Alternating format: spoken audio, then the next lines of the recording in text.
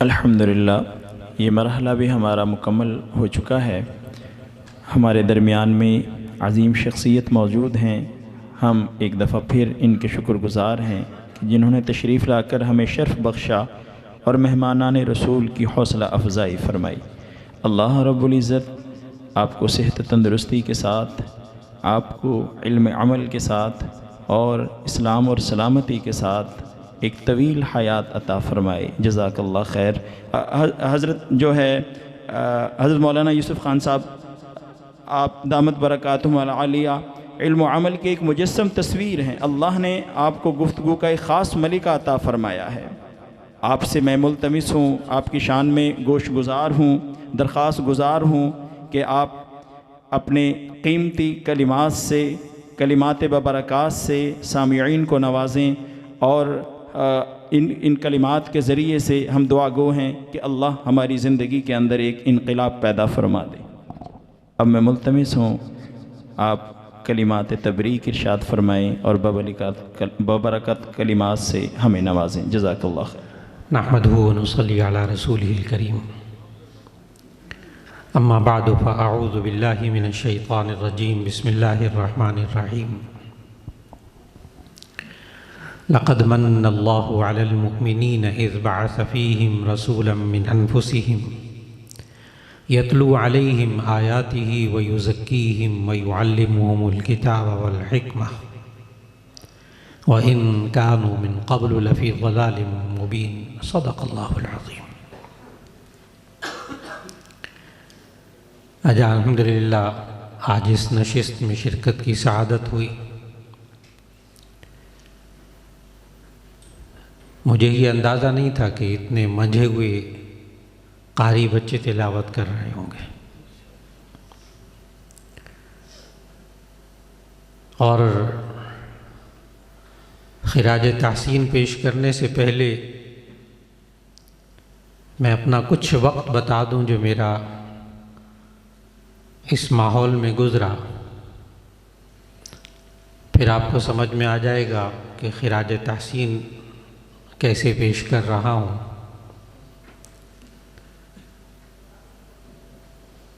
دراصل 30 سال میرے گورنمنٹ کالجز اور یونیورسٹیز میں گزرے، لیکچرر ہوا، اسسٹنٹ پروفیسر ہوا، ایسوسیٹ پروفیسر ہوا، ہیڈ آف دی ڈپارٹمنٹ ہوا۔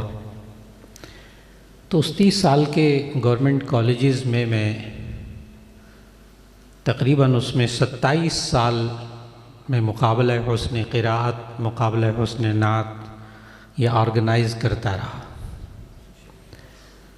اور پاکستان میں اور پاکستان سے باہر اور ریڈیو پاکستان اور ٹی وی کے جو مقابلے ہوتے تھے قراءت کے، اس میں کئی دفعہ ججز کے فرائض انجام دیے۔ تو آج مجھے اپنے ججز کو بھی یہاں دیکھ کر بے انتہا خوشی ہوئی کہ آپ نے بڑے ٹاپ کے جج بٹھائے ماشاءاللہ ان بچوں کے لیے۔ تینوں کے تینوں ججز ماشاءاللہ اپنے میدان کے شہسوار ہیں۔ خاص طور پر میں اپنے بزرگ حضرت مولانا قاری مومن شاہ صاحب دامت برکاتہم ہمارے جامعہ شفیہ کے شعبہ تجوید کے صدر ہیں ماشاءاللہ، اور آپ حضرات کو، آپ نوجوانوں کو، آپ کے سرپرستوں کو بتانا چاہتا ہوں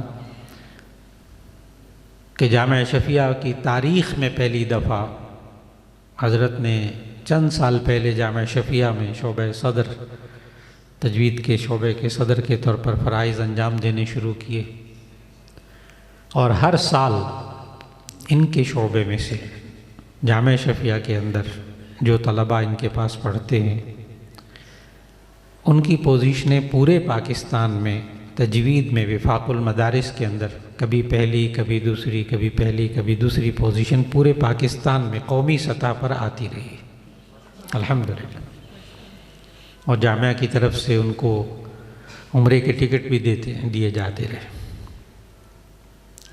میرا خود میڈیا سے تعلق 45 سال سے 46 سال مجھے ہو گئے ریڈیو پاکستان میں پروگرام کرتے ہوئے، ابھی بھی کرتا ہوں الحمدللہ۔ اسلام آباد سے قرآن حکیم ہماری زندگی کرتا ہوں، لاہور सरकारी रेडियो स्टेशन से मैं इस्तिफसार प्रोग्राम करता हूँ, लोगों के लाइव कॉल्स आती हैं, उनके जवाबात देने होते हैं। ये मैं इसलिए अर्ज़ कर रहा हूँ कि आज मुझे हैरत हुई है कि ये बच्चे माइक का कितना शानदार इस्तेमाल कर रहे थे, कमाल कर दिया। हम इसको अपनी ज़ुबान में माइक की टेक्निक कहते हैं कि माइक को किस तरह इस्तेमाल करना। और बच्चों को बताना चाहूँगा, बाकी बुज़ुर्गों को तो सब मालूम, कि असल में इसमें आवाज़ के साथ साथ माइक का क़ुर्ब और माइक का बुअद, यानी उसके करीब होना और उससे डिस्टेंस रखना, कहाँ डिस्टेंस रखना है, कहाँ उसको करीब करना है मुंह को। और इसमें ये लोग, ये दोनों, मैंने तो 2 ही सुने अभी माशाल्लाह, इसी से अंदाज़ा होता है कि बाकी भी बड़े कमाल के होंगे। तो ये अपने कानों को इस्तेमाल करते हैं। असल टेक्निक वहाँ है कि अपने कानों को इस्तेमाल करते हैं और उसके साथ साथ फिर माइक का जो क़ुर्ब और बुअद है, करीब होना और दूर होना, उसको इस्तेमाल करना, अपनी आवाज़ का उतार चढ़ाव, कमाल कर दिए। आप नहीं समझेंगे कि ये आवाज़ का उतार चढ़ाव क्या होता है। ये क़ुर्रा हज़रात, ये जो जजेस हज़रात हैं, ये समझते हैं।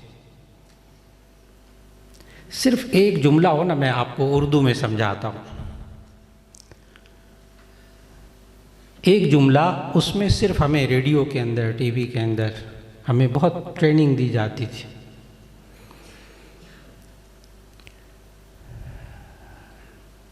चूँकि एक वक्त था, पहले रिहर्सल हमारी होती थी, 2-2 घंटे रिहर्सल होती थी, फिर कहीं जाके हम प्रोग्राम किया करते थे। अब तकरीबन 10-11 साल से ए ग्रेड में था वहाँ मीडिया के अंदर। फिर अब मुझे और हज़रत मौलाना क़ारी अहमद मियां थानवी साहब, अब दोनों को हमें OSP एक उनके यहाँ ओहदा होता है, ज़िंदगी के आखिरी लम्हों में मीडिया में मिलता है। इसका मुख़फ़फ़ है आउटस्टैंडिंग परफॉर्मेंस। तो ये OSP का जो ओहदा है, क़ारी मोहम्मद मियां थानवी साहब, अल्लाह ताला उनकी उम्र में बरकत फरमाए, उनके पास भी है और ये मुझे भी, इस नाचीज़ को, इस नाकारा को भी मिला हुआ है वहाँ। अब हमारे ऊपर रिहर्सल वगैरह की कोई पाबंदी नहीं है। हमारे लिए पहले से स्टूडियो बुक होता है, पहले से प्रोड्यूसर बुक होता है, हम जाते हैं बग़ैर रिहर्सल के प्रोग्राम करते हैं, फिर आ जाते हैं। मेरे अपने प्रोग्राम जो है वो इस वक्त 1 हफ़्ता पूरे सुबह कुरान हकीम हमारी ज़िंदगी, ये पूरे पाकिस्तान के तमाम रेडियो स्टेशन बैक वक्त नशर करते हैं। अल्हम्दुलिल्लाह। ये सारा मैंने जो बताया अपनी तारीफ़ करने के लिए नहीं, मैं इनकी कदर क्यों कर रहा हूँ कि आवाज़ के उतार चढ़ाव से जुमले का माना बदल जाता है। ये सिर्फ हुस्न सौत नहीं है जो यहाँ कर रहे थे भी, सिर्फ आवाज़ की खूबी नहीं है, कमाल है। अरबी में बताऊं तो आपको नहीं समझ में नहीं आएगा मैंने क्या कहा है, लेकिन उर्दू में मैं अर्ज़ करूं तो आपको पता चलेगा कि आवाज़ के उतार चढ़ाव का कमाल क्या है। अब हम रेडियो में बोल रहे होते हैं, किसी को कुछ नहीं पता कि क्या बोल रहे हैं, क्या आम आवाम को नहीं पता चलता है क्या हो रहा है। लेकिन मैं उर्दू ज़ुबान का एक जुमला छोटा सा, उसको मैं कई लहजों में अदा करता हूँ। हज़रत क़ारी जज साहिबान तो फ़ौरन समझ जाएंगे मैं क्या कर रहा हूँ, आपको भी अंदाज़ा हो जाएगा। एक जुमला है ताकि आपको समझ में आए, ये जो क़ुर्रा ऊंची नीची आवाज़ कर रहे थे ना, ये है क्या चीज़, क्या है। इससे माना बदल जाता है, मफ़हूम बदल जाता है।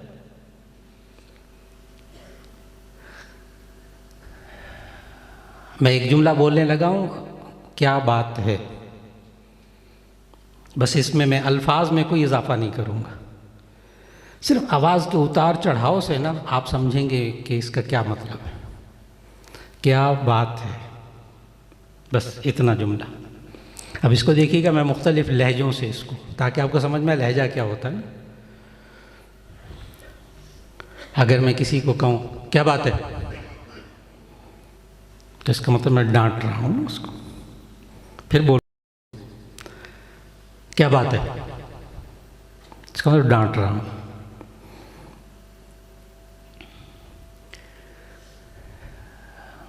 कोई शागिर्द मेरे कमरे में दाखिल हुआ, मैं उसको कहता हूँ क्या बात है, यानी मैं उससे सवाल कर रहा हूँ कि किस लिए आए हो। दोनों में फ़र्क समझ में आया? बारीक फ़र्क, माना बदल गया। अब फिर मैं तीसरा लहजा इसमें बोलने लगा किसी जुमले को। कोई बहुत खुश आ रहा था, सामने आया, मेरे बहुत खुश था। क्या बात है,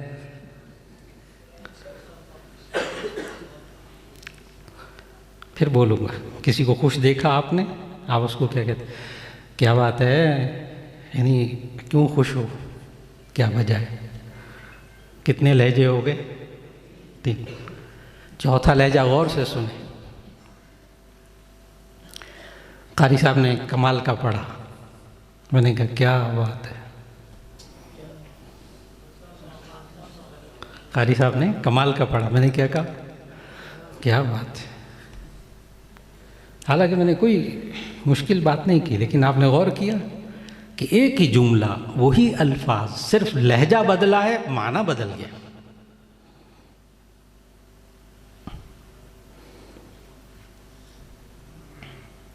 ये है लहजा।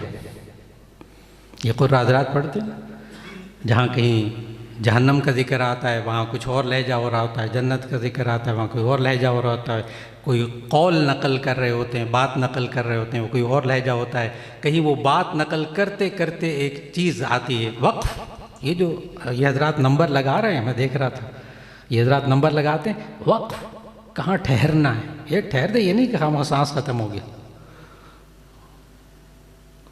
सिर्फ आप वक्फ करेंगे ना, सांस को तोड़ेंगे। हमें हमारे बड़ी पाबंदियाँ होती हैं वहाँ, जब हम बोलते हैं ना, बड़ी पाबंदियाँ होती हैं हम पर।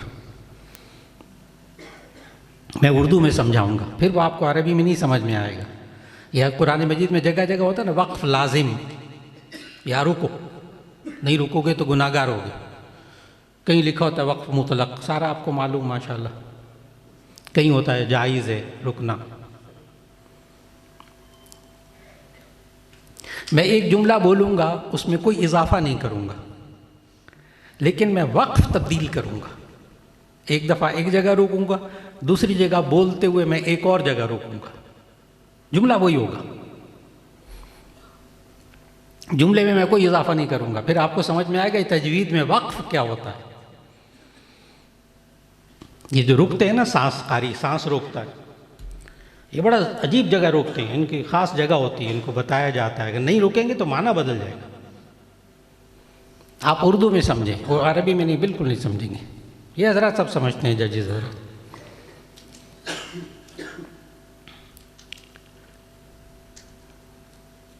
रोको, मत जाने दो, एक जुमला है।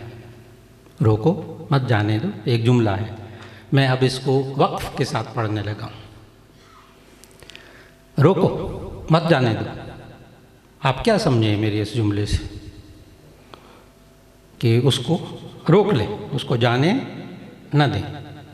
समझ में आ गया?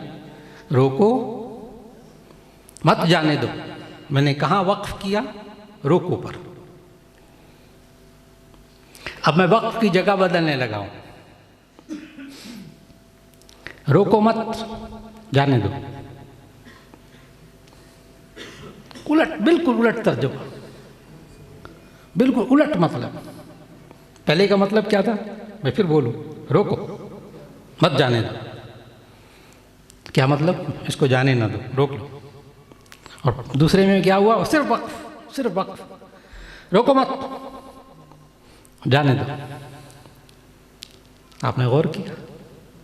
ये है लहजा, ये है वक्फ, ये है महारत जो इन बच्चों के अंदर देखी। सलाम पेश करता हूँ उनको, सलाम पेश करता हूँ, मुंतज़िमीन को सलाम पेश करता हूँ, इसलिए कि ये मामूली नहीं है। इसमें कुछ ये जजेस हज़रात समझते हैं, बहुत बड़े बड़े कुर्रा मेरे सामने बैठे हैं माशाअल्लाह, अल्लाह इनकी उम्र में बरकत देने, उन्होंने ज़िंदगियाँ लगा दी, अपनी ज़िंदगियाँ लगा दी। ये महारत جو حضرات ذمہ دار حضرات تشریف فرمائے ہیں ان کے سامنے عرض کروں گا، یہ کچھ کسبی بھی ہوتی ہیں، کچھ وہابی ہوتی ہیں۔ لفظ بولا ہے میں نے لیکن اس کی وضاحت کرتا ہوں۔ کچھ اس میں کسبی ہوتی ہے، یعنی کمانا، خود محنت کر کے حاصل کرنا یہ مہارت، اور کچھ وہابی ہوتی ہے، یعنی اللہ کی طرف سے عطا کردہ ہوتی ہے۔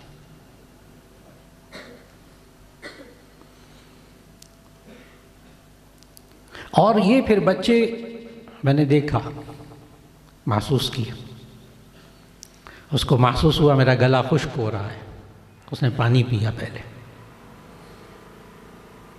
اور پانی بھی لوگ زیادہ نہیں پیتے، ٹھنڈا نہیں پیتے، تیز گرم نہیں پیتے، نارمل پانی پیتے ہیں قرہ حضرات اپنے گلے کو سنبھالنے کے لیے۔ اور پڑھنے کے فوراً بعد یہ کبھی ٹھنڈا پانی نہیں پئیں گے۔ یہ جتنے قرہ یہاں میرے سامنے 2 پڑھ کے گئے نا، یہ کبھی عام بچوں کی طرح آئس کریم کھاتے پھریں، ہر وقت بوتلیں پیتے پھریں، یہ وہ نہیں ہے، سوال ہی پیدا نہیں ہوتا۔ میں گلے کو بہت اچھی طرح سنتا ہوں، گلے کو بہت اچھی طرح جانتا ہوں۔ یہ اللہ نے انسان کے گلے کے اندر ایک صندوق الصوت بنایا ہے، صندوق الصوت، ساؤنڈ باکس۔ انسان پھیپھڑوں میں سانس رکھتا ہے، یہ پڑھ کیسے رہے تھے، پھیپھڑوں میں سانس رکھتا ہے، اس سانس کو یہ باہر نکالتا ہے حلق سے، اور وہاں ایک باریک سا پردہ ہے، اس پردے سے بالکل بانسری کی طرح جیسے آواز نہیں ہوتی، بانسری میں کیا ہوتا ہے، پھونک مارتے ہیں نا ہوا تو آواز آتی ہے، بالکل بانسری کی سٹائل سے اللہ نے اندر ایک پردہ رکھا ہے، اور وہاں سے پھر آواز نکلتی ہے، اور پھر یہ کیا کرتے ہیں، اپنی زبان کو، اپنے دانتوں کو، اپنے ہونٹوں کو، اپنے حلق کو استعمال کر کے الفاظ ادا کرتے ہیں۔ کہاں آپ نے زبان استعمال کرنی ہے، ان کو پتہ ہے طاق کیسے ادا ہوتی ہے، یہ سکھاتے ہیں حضرات نا، قرہ شروع میں یوں سکھاتے ہیں کہ جس چیز کا مخرج معلوم کرنا ہو تو اس کے اوپر جزم لگا کر پہلے پہ الف زبر لگا کر آپ اس کا، جیسے تا معلوم کرنا چاہیں ات، با معلوم کرنا چاہیں اب، اس طرح یہ ان کو چلایا گیا۔ میں نے پھر کہا کہ اس میں کچھ کسبی ہوتا ہے، کچھ وہابی ہوتا ہے، لیکن زیادہ اس میں کسبی بھی ہوتے ہیں، وہابی بھی، یعنی اللہ کی طرف سے عطا بھی ہوتی، اور ایک حسن صوت، حسن صوت یہ اللہ کی دین بھی ہے اور محنت بھی ہے۔ اس کو ریاض بھی کہتے ہیں۔ اگر ناراض نہ ہو تو، کیونکہ جو لوگ مانوس نہیں ہیں تو وہ لفظ جو بولوں گا تو محسوس کریں گے وہ حضرات، لیکن چونکہ حضرت شاہ ولی اللہ رحمہ اللہ نے الفوز الکبیر میں لکھا ہے کہ قرآن میں موسیقیت ہے، لفظ لکھا ہے الفوز الکبیر میں کہ قرآن حکیم میں موسیقیت ہے۔ موسیقی بری چیز ہے، فلاں ہے، وہ الگ فقہی مسئلے الگ ہیں۔ اب میں آپ کو ایک واقعہ بتا کر اپنی بات کو سمیٹ رہا ہوں۔ میں سوچ کے آیا تھا میں یہاں تقریر کروں گا، لیکن مجھے تو ان دونوں بچوں نے ہلا کے رکھ دیا، الحمدللہ ہلا کے رکھ دیا الحمدللہ۔ میں سوچ رہا تھا کہ تقریر کروں گا نا جیسے عام طور پر فضائل قرآن مجید کی تقریر ہوتی، لیکن یہاں ان بچوں نے جو کارنامہ دکھایا، اور جتنے اساتذہ قرہ سامنے بیٹھے ہوئے ہیں ان کو میں خراج تحسین پیش کروں گا، اللہ ان کو سلامت رکھے۔ ان پر اساتذہ نے محنت کی ہے، ان پر اساتذہ نے محنت کی ہے، یہ اساتذہ کی محنت کے بغیر خود نہیں، میں نے ابھی کہا ہے کسبی، یعنی کمانا، خود محنت کروا کے، اس کو ریاض کہتے ہیں، اس کو مشق کہتے ہیں۔ یہ دونوں جو پڑھنے آئے تھے نا، یہ بڑی مشق کر کے اترے میدان میں، ایسی خام خواہ کے نہیں بیٹھے، ایسی خام خواہ نہیں بیٹھے، سوال ہی پیدا نہیں ہوتا۔ یہ 2-3 دن، 1 ہفتے کا کام نہیں، 1 مہینے کا کام نہیں ہے جیسا یہ پڑھ کر گئے، 1-2-3 مہینے کا بھی کام نہیں ہے، اس کو سال ہا سال کی ریاضت چاہیے جیسا یہ پڑھ کر گئے۔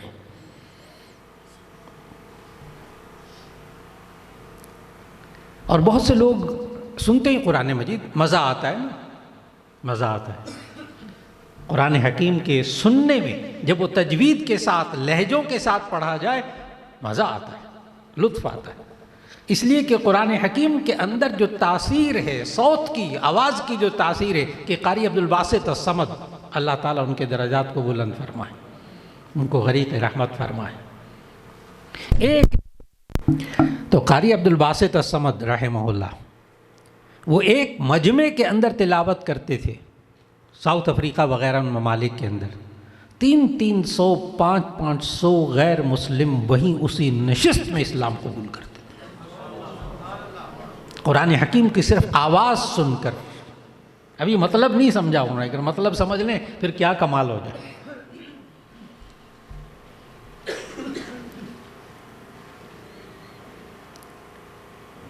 ہمارے جامعہ شفیہ کے محتمم حضرت مولانا فضل الرحیم صاحب دامت برکاتہم،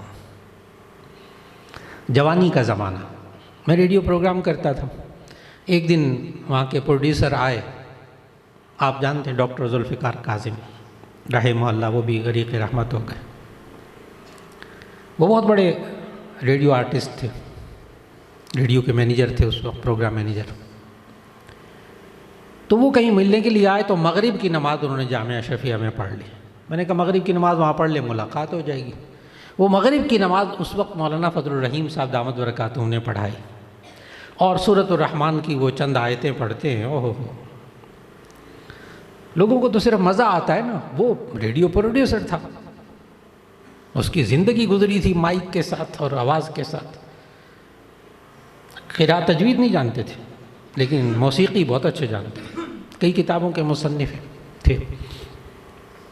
مجھے کہنے لگے کہ یہ میں ان کی پوری سورۃ الرحمن ریکارڈ کرنا چاہتا ہوں ریڈیو پاکستان میں۔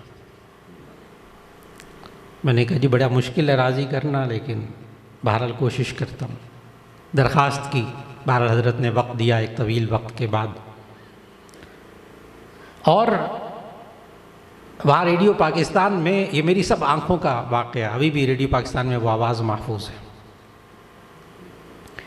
تو حضرت نے سورۃ الرحمن وہاں ریکارڈ کروانی تھی، تو حضرت کے لیے پہلے سے اسٹوڈیو بک ہو گیا، اور اسٹوڈیو بھی وہ بک کیا انہوں نے جو ہمارے لیے اسٹوڈیو تھا نا مقررین کے لیے، جو ہم اردو میں تقریریں کرتے ہیں، بیان کرتے ہیں، وہ والا اسٹوڈیو نہیں تھا، وہ گانوں والا اسٹوڈیو تھا۔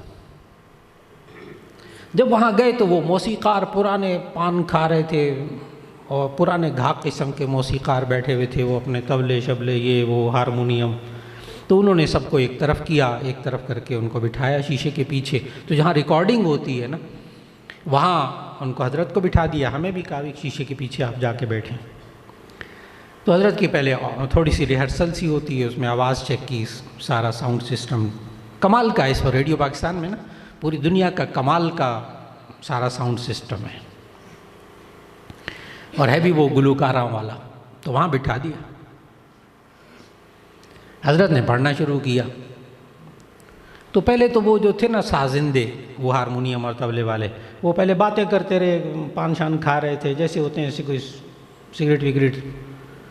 تھوڑی دیر کے بعد نا جب وہ 4 5 6 آیتیں حضرت نے پڑھ لی نا، تو اس کے بعد وہ کبھی ہاتھ ہلا رہے تھے، کبھی سر ہلا رہے تھے، کبھی ہاتھ ہلا رہے تھے، کبھی سر ہلا رہے تھے، اور وہ بالکل مست، یہاں تک کہ سورۃ الرحمن ختم ہو گئی، تلاوت حضرت کی ریکارڈنگ مکمل ہو گئی۔ حضرت آج بھی زندہ ہیں، اللہ تعالیٰ ان کو صحت و عافیت سے رکھے، وہ بھی اس بات کو بہت اچھی طرح جانتے ہیں، اس واقعے کو۔ جب سورۃ الرحمن ختم ہو گئی نا، تو میں وہاں بیٹھا ہوا تھا، ایک دو ساتھی ہمارے اور بھی تھے اشرفیہ کے، تو وہ سازندے جو گھاک قسم کے سازندے تھے نا، جو کہ تمام گانوں کی یہ لے وغیرہ سیٹ کرتے ہیں، پتہ کیا جملہ تھا ان کا؟ کہنے لگے ایک سر نہیں ٹوٹا تو ایک تال نہیں ٹوٹی۔ آپ نہیں سمجھیں گے اس چیز کو کیا ہوا، یہ فوراً سمجھ گئے قرآن حضرات۔ ایک سر نہیں ٹوٹا تو ایک تال نہیں ٹوٹی۔ ہر فن اپنا، ہر بندہ اپنے فن کا ماہر ہوتا ہے نا، اب وہ موسیقی کے ماہر تھے، اور میں نے حضرت شاہ ولی اللہ رحمہ اللہ کے الفوز الکبیر کا لفظ بولا ہے، بڑے سوچ سمجھ کے بولا ہے کہ قرآن میں موسیقیت بھی ہے، موسیقی حرام ہے جو جائے وہ الگ، میں نے کہا الگ بحث ہے۔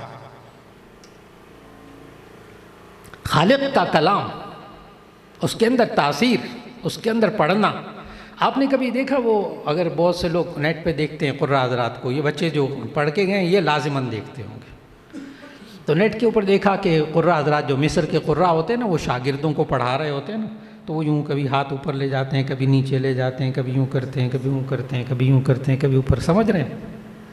کمال کے موسیقی کے اصول۔